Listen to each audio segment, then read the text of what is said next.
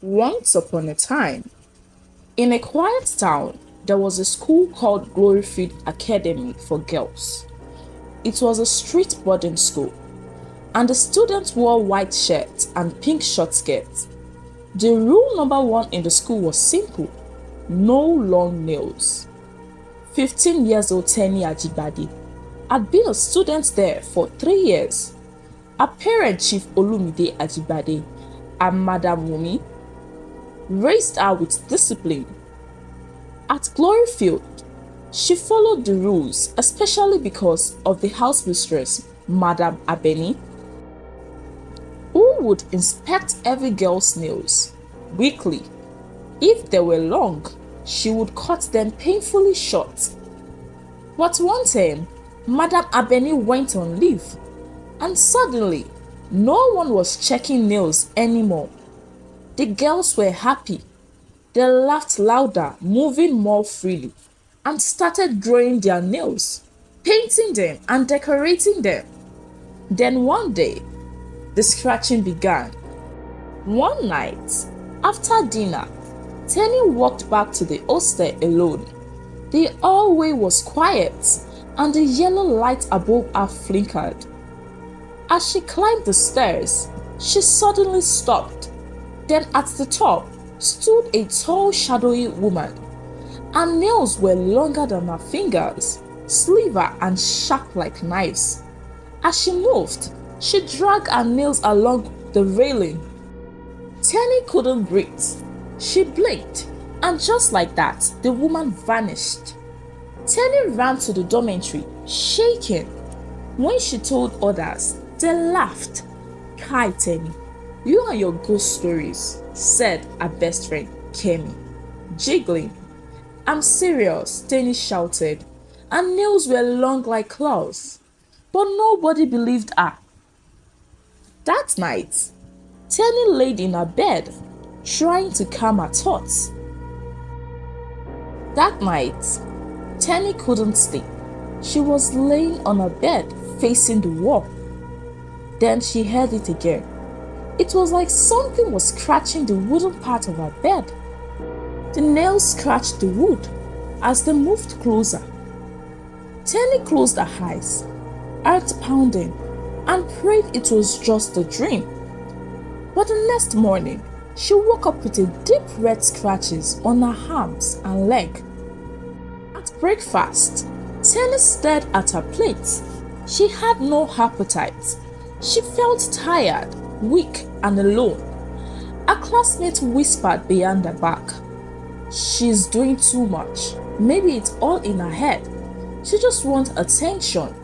But only Kemi sat beside her quietly, looking concerned. "Tenny, are you okay?" Kemi asked. Tenny just shook her head. Later during the day, it was time for Tenny to have a sleep.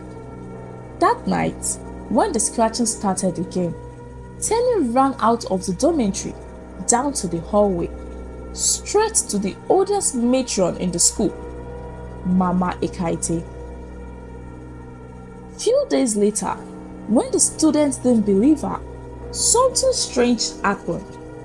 That night, 3 girls, Fumi, Bisi, and Chioma, were talking late in the night, laughing about Tenny's story. She said the ghost had claws. "Please," Fumi said, rolling her eyes. But just then, the light flickered.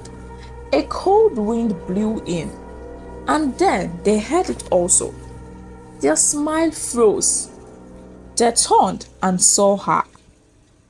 A tall, dark woman, dressed in a tattered clothes, stood at the corner of the room.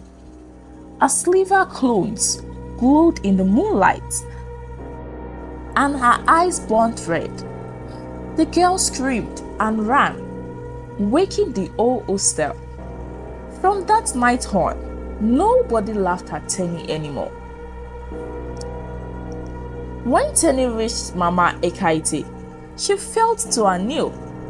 "Mama, please, there's something in this school. It comes at night.